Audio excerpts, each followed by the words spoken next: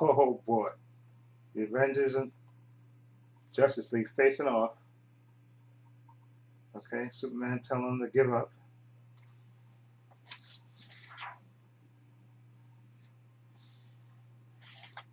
Captain America said, "Spread out. We're not taking this." And Thor said, "He's not having it." And damn, man, Thor just gave Superman a face full of hammer. Jesus, man, that was. I'm sorry. Sorry, I was just in the middle of reading my Justice League versus Avengers miniseries here. I don't know, rereading it, of course. But you didn't come here for that. You came here for my Saturday reviews. Okay, it's Saturday. Why not continue my tradition of reviewing? I could say 4 movies, not 4, of 2 movies. Okay, one movie I went to see actually this morning. Okay, and the second movie I actually watched just a little while ago. Okay, the first movie I watched was the Lego movie, and this. Hold on, let me so you can see that Lego. I saw it this morning. Yeah, there it goes, Lego, 10 a.m.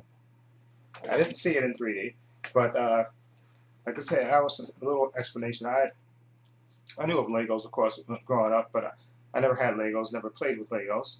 Okay, but I knew about Legos and stuff, saw the commercials, all that stuff. Okay, but the reason I wanted to see this movie, because I kept seeing the trailers and stuff and the commercials and stuff, TV spots. The reason I wanted to see it because they had Batman in it. Okay, I'll be perfectly honest. I know Will Arnett, I think, does the voice for Batman, and every spot that I saw him in, this made me laugh more and more. So I had to see this movie just to see, how Batman fits in the story. Okay, but let me give you the basic story of this movie. It's basically about an ordinary Lego minifigure named Emmett, who is a construction worker, a regular guy who follows the rules, does everything he's supposed to do. Gets up, greets the world, says hello to everybody, basically follows all the rules in the Lego world.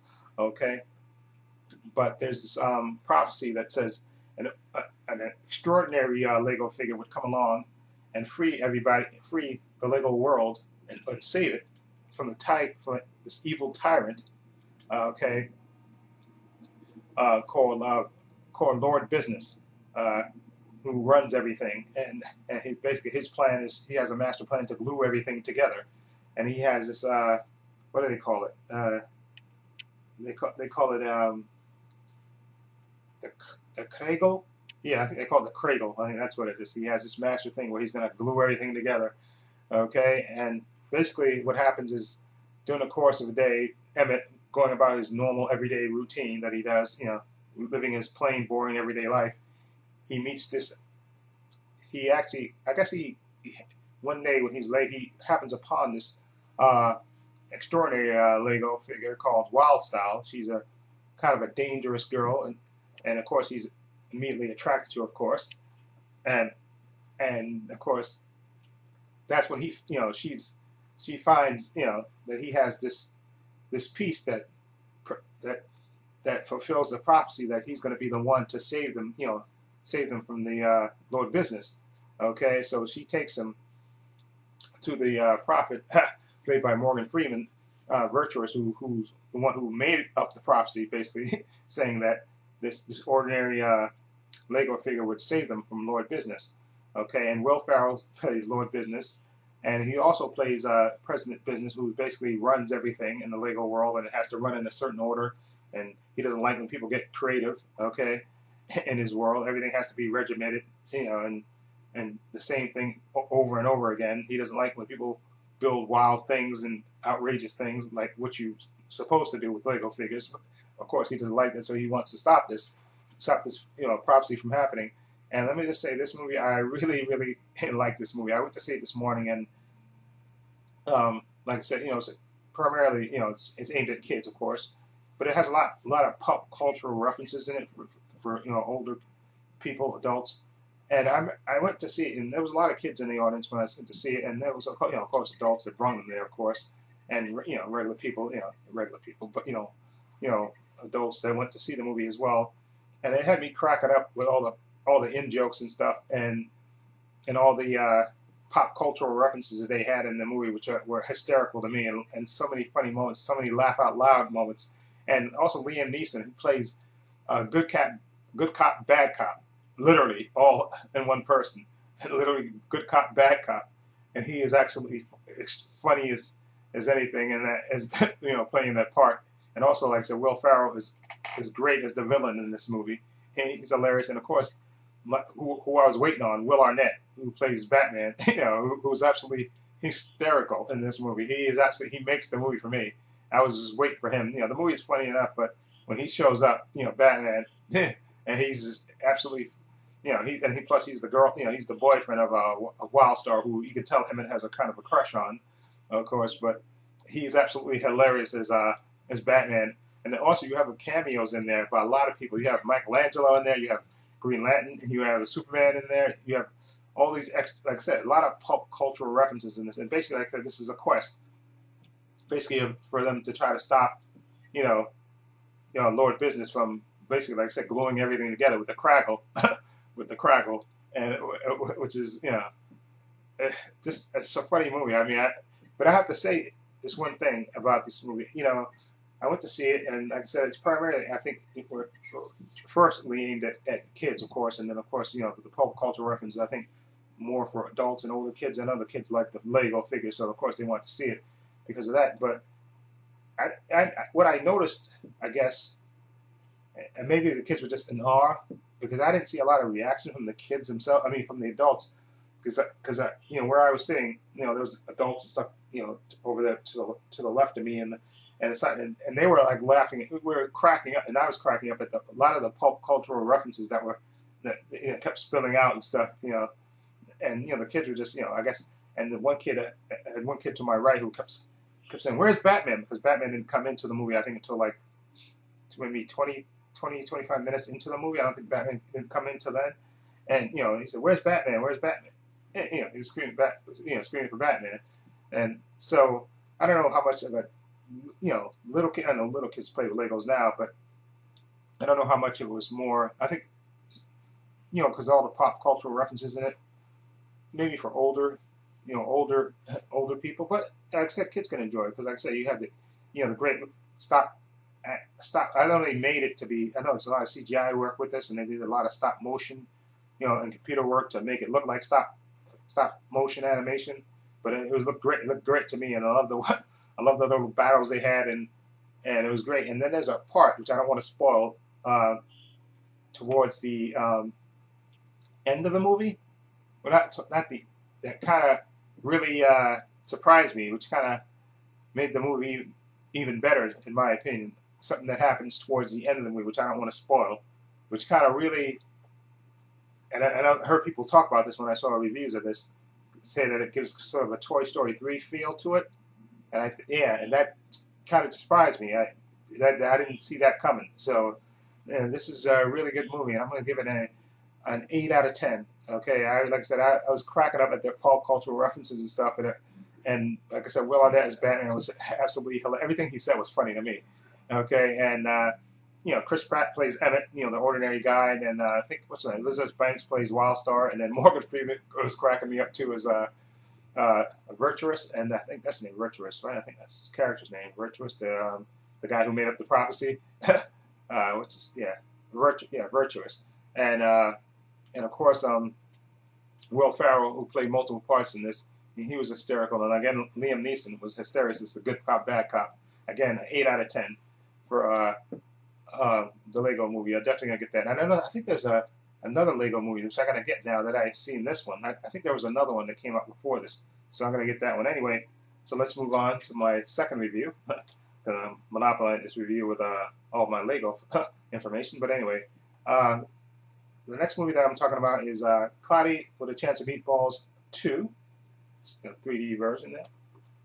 Anyway, this is of course the sequel to the first movie, okay, which I really enjoyed. I got that, I think, last year, and I watched it, and I really liked it. So this is part 2, and basically, this movie begins with, excuse me, move over a little bit more. Okay, this movie begins basically where the left, well, actually, they kind of flash back to a little bit of Flint Lockwood's childhood, how he wanted to be a scientist, which they covered in the first movie, but they kind of show you in this movie who his idol was. Which I believe a character called Chester V. I think that was his idol, who was a scientist on TV, and he, of course, wanted to grow up to be him. He got the lab coat from his mom, of course, and of course he wanted to be an inventor like him. And of course, then they give you the flashbacks of what happened in the first movie, of course, you know, with the machine going wacky and creating all the wacky animals and all the food, extra food and stuff, of course, and them stopping it. And then, you know, it picks up right after that where Flint and Sam and all the crew, they want to get together and they want to, you know, build a world they call Spoxwood, you know, where they would all, you know, be together, and he can, you know, Flint could, you know, create his inventions and stuff, and this a place where they could be at. And then, of course, then his idol Chester V comes to the island, you know, where they are, and tell them, listen, basically the government sent us here to basically clean up the island. Okay, your people are going to be temporarily relocated. Okay, and of course he offers Flint a chance to work at his company called Live V. I think that's his company called Live V. Live V? That's it. Yeah, Live. No, yeah, Live. I think it's called Live. Yeah, it's called Live. Anyway, and of course, but first he doesn't want to do it because he, you know, they had his plans with Sam and the rest of his crew. But you know, they said, no, this is a great opportunity for you. This is what you always wanted. You know, we can always do the thing with you later. So he, you know, he goes and works with, you know, he gets the job working with his idol, you know, working for his idol at the company, and he gets a chance. They have a chance, you know, a competition. He has Chester V has a competition where they you get to work with him. You know, if you build an invention that really impresses him, he'll let you work with. And I forgot what they call them. You get to be one of his elite of elites. I guess that's the way. So of course, Flint Lockwood, this is his idol. He comes up with all kinds of inventions, and he's so sure that he's gonna win. Of course, he even builds a thing to celebrate, an invention to celebrate his winning. And then of course he doesn't win. Of course, so he's depressed. But then you find out the true motivation of Chester V. What his true motivation is. He basically tells Flint, you know, he needs Flint to go back to the island, and basically find his machine, and basically turn it off because there are these creatures on this island, these food creatures that are basically populating the island now, and he needs him to turn off the machine to stop it. Okay. And of course, you know, he basically, you know, flatters Flint and tells him that, you know, only you can do this. And of course, Flint is excited. And of course, and then he basically tells him that he's not supposed to, you know, he's supposed to go by himself and not bring anybody with him. But of course, he brings the crew back with him, and they go back to the island, and where they discover all these food creatures on the island. Okay, and then there's a twist to the story, which I don't want to spoil. Okay, but you can pretty much guess, you know, what happens when he goes back to the island. You know, he finds out the true motivations of his idol. Okay, it's not what he appears to be. Okay, and like I said, you get good voice work again from Bill Hader, Anna, what's her name? Anna, I can't forget her name, who plays Sam Sparks. Anna Faris, and of course, you know, you got Will Forte is in there. It's Chester V. He plays Chester V, the idol of Flint Lockwood, and then of course you have Neil Patrick Harris again is the Monkey Steve, and then you got Terry Crews taking over for Mr. T. This time he plays Errol Devereaux in this one. Then you have James Caan, of course, as Flint's father Tim, of course, and it's a beautiful looking movie. But I say this movie, plot-wise, predictable, of course, but I think it's just a step below the original Cloudy with a Chance of Meatballs. Okay, I think this is, you know, an entertaining movie, but I think it's just a step below, you know, the first one. No, this is still entertaining though, and it'll make you laugh. It's still got a lot of funny gags in this movie, and a lot of beautiful visuals in this movie as well, and great voice work again by Bill Hader and Anna Faris, and you know, James Caan and the crew, and Andy Samberg is in this, and Benjamin Bratt and Neil Patrick Harris and Terry Crews. But like I said, I think it's just a notch below the first one. If I would rank it, I would give the first Cloudy with a Chance of Meatballs an 8. This one I would give a 7.5. I think this, like I said, I think a step below. Okay, like I said, it's kind of predictable, but it's still entertaining, and I love the whole island when they go back in the whole island of food creatures and stuff. It's really good. Okay, and definitely worth seeing. I definitely recommend you pick this up, especially if you're a fan of the first one. A 7.5. And again, I would give the Lego Movie, which I saw today. Okay, there's my ticket. I would give that a 8 out of 10. Like I said, it had a lot of pop cultural references, really funny, and really, it had a nice heart to it, which I didn't expect. That, especially towards the end of the movie, it had a Toy Story 3 kind of vibe to it towards the end of the movie, but it was really, good. And that's a great voice work in this Lego Movie. Again, you know, Chris Pratt is Emmett.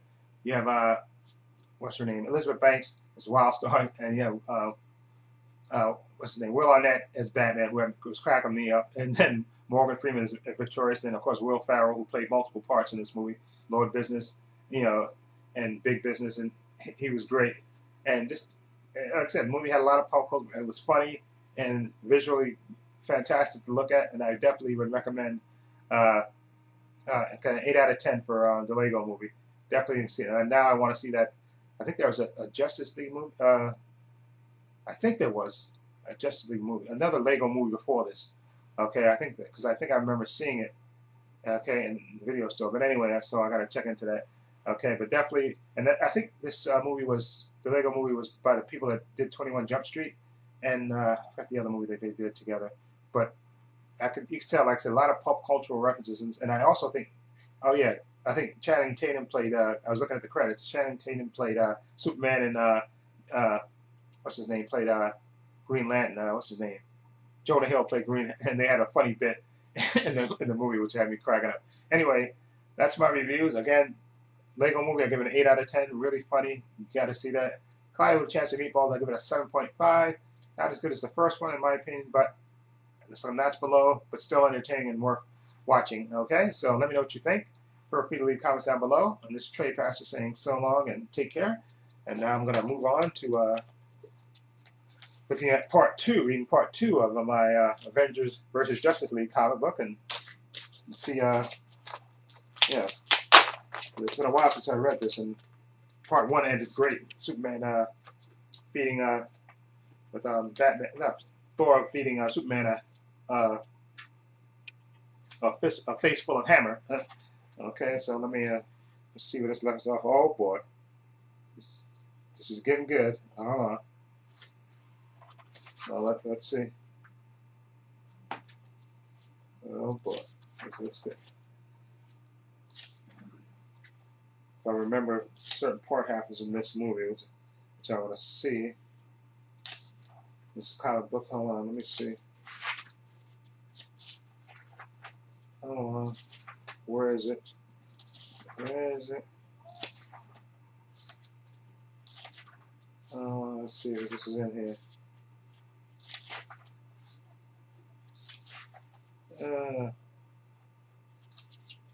Oh yeah.